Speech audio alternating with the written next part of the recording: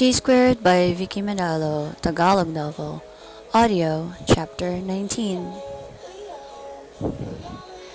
Okay po, pasensya na aling nana. Kailangan nyo na pong magpahinga.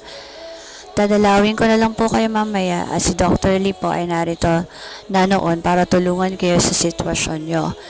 Annie Aris at nagpasalamat si Ana or Nana sabay pikit ang mga mata.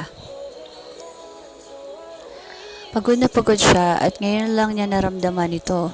Idinilat niya uli ang mga mata at tinignan si Rosita na tulog din sa animo incubator dahil nakulangan sa pagkain at oxygen ng bata.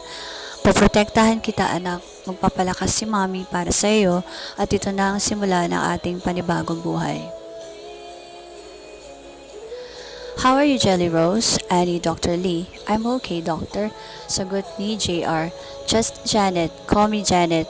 Okay po, Janet. Maayos naman na po ang aking lagay. Di na po sumasakit ang arm ko. Pero kapag malamig ang panahon, medyo unbearable but I took your advice to take more fluids para mag-flow ang blood sa mga artificial veins that is similar sa original veins ko. And it helps kesa taking anti-pain meds, explain ni JR. Teka, kaklase mo ba si Jade?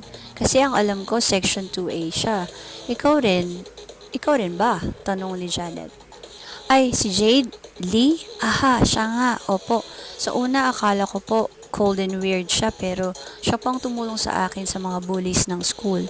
Though, di ko akalain na all-girls academy po pala yun, but I'm happy na siya po ang una kong naging kaibigan, ani JR.